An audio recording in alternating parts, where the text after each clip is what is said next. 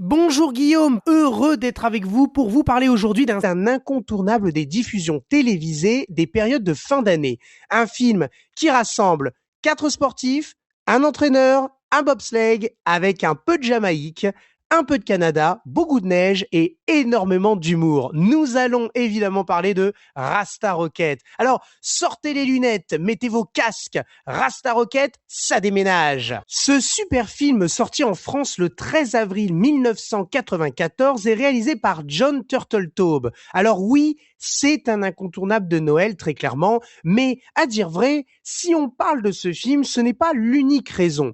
Rappelons que le film parle de 4 Jamaïcains qui veulent créer une équipe de bobsleigh, qui n'existe pas donc, pour participer aux Jeux Olympiques d'hiver de Calgary au Canada. L'histoire se base sur des faits réels qui se sont déroulés en 1988.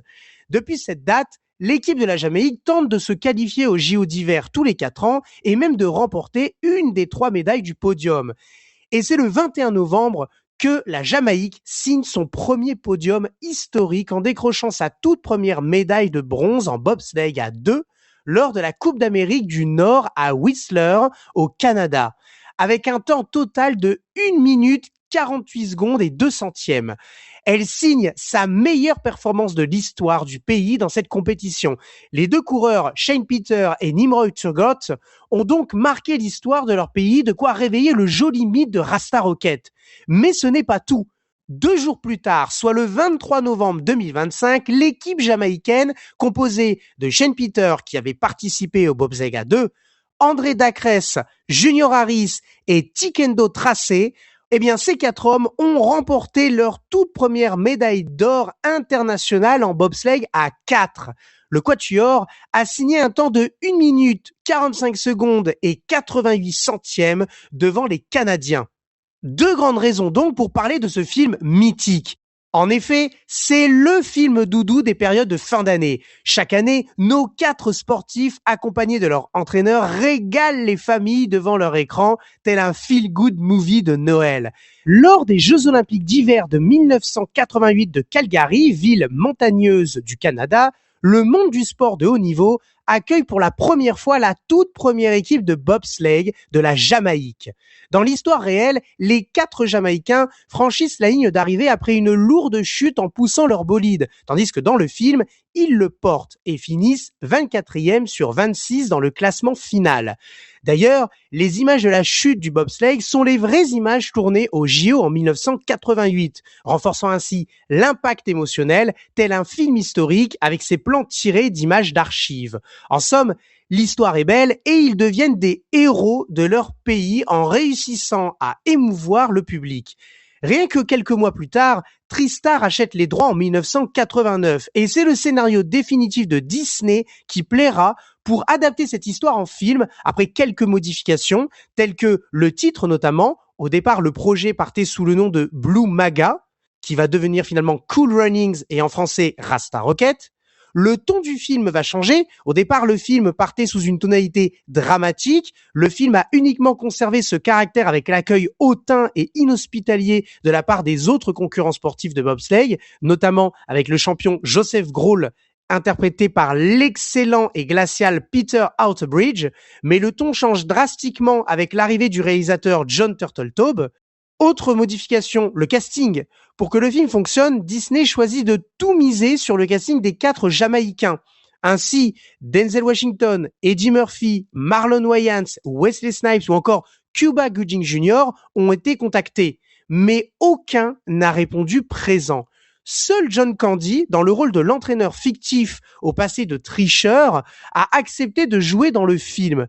La légende raconte qu'il a même accepté de baisser son cachet pour être sûr d'interpréter son personnage, convaincu que le film sera un succès.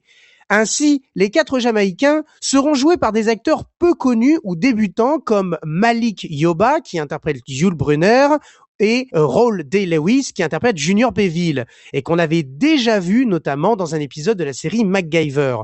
Tous deux étaient à la base engagés comme répétiteurs pour les auditions et non pas pour prendre les rôles définitifs des personnages. Et d'ailleurs, quel que soit l'acteur qui prend un des 4 rôles jamaïcains, ils avaient évidemment l'obligation de parler en se rapprochant le plus possible de l'accent jamaïcain. Un accent difficile à prendre et à comprendre et même à s'y habituer. Ainsi, le dernier gros changement est que ce sera finalement John Candy qui prendra donc la tête d'affiche en tant que star et visage connu et reconnu du cinéma. Et c'est ainsi que Disney ne misera plus du tout sur le film. En se disant que c'est John Candy qui est la star et non pas les 4 stars jamaïcaines, pour Disney, c'est terminé. Et enfin, une fois de plus, Disney se trompera lourdement. Non seulement parce que le film sera un véritable succès en rapportant 154 millions de dollars et en partant d'un maigre budget de 14 millions de dollars, et devient alors le film live action, à prise de vue réelle, le plus rentable du studio. Mais en plus, le film bénéficiera d'une excellente presse et d'un grand soutien du public spectateur, ce qui lui permettra d'entrer dans l'héritage des plus grands films Disney, tel un antidépresseur avec sa joie communicative et sa morale fort bien écrite. Enfin, il convient de parler d'une des caractéristiques de ce film qui a largement contribué à son succès en France, son doublage. Comme John Candy, qui devint alors la star du film en version française, il fallait lui trouver un comédien de doublage très important dont la voix avait déjà fait des miracles aux oreilles des spectateurs. Qui aurait pu mieux interpréter le personnage de Irving Blitzer que le comédien Daniel Russo? À l'époque, il était déjà l'une des voix régulières de Harvey Keitel ou de Danny DeVito. On avait aussi entendu sa voix dans The Boy in Blue, où il double Nicolas Cage, Allô maman ici bébé, où il prête sa voix à John Travolta dans les 3 films d'ailleurs, les 2 premiers Crocodile Dundee où il joue 2 personnages différents, et même dans un James Bond, Permis de tuer avec Timothy Dalton, film où il prête sa voix à David Edison qui joue Felix Leiter. Enfin, moins d'1 an avant la sortie de Rasta Rocket, Daniel Russo donne sa voix au commandant Krill, interprété magistralement par Gary Busey dans le film Piège en haute mer. Daniel Russo, c'est un excellent comédien et c'est une voix remarquable et mémorable. Mais Rasta Rocket en VF, ce n'est pas uniquement Daniel Russo, mais aussi Pascal Nzonzi qui interprète Deris Bannock, Pascal Legitimus qui joue l'excellent Sanka, Thierry Desroses, une des voix régulières de Wesley Snipes et Samuel Jackson qui interprète ici Yul Brynner, José Philippe Dalma qui est Junior Béville, le très grand Robert Liensol qui interprète Whitby Béville Senior, le père de Junior. Ce comédien de doublage avait interprété le personnage Duke dans Rocky 1 et Rocky 4, ou encore le chef Douglas Todd, supérieur hiérarchique de Axel Foley dans Le flic de Beverly Hills. Mais c'est aussi un excellent narrateur de par sa super voix, comme il le montrera en 1998 et en 2005 dans les 2 films Kirikou et la sorcière et Kirikou et les bêtes sauvages, et une fois de plus en 2005 dans le film Charlie et la chocolaterie de Tim Burton où il raconte l'histoire. Et enfin, citons l'excellent Emmanuel Curtil qu'on ne présente plus, qui prête sa voix à Peter Outerbridge pour jouer Joseph Grohl. Ainsi, on constate donc un casting d'exception pour doubler un super film qui va chérir notre enfance et faire finalement, indirectement, implicitement, le plus grand bonheur de Disney des années 90. Bon alors, si vous voulez des petites anecdotes sur le film qui est sorti au cinéma comportait une scène qui a finalement été enlevée au montage lors de la sortie du film en support physique.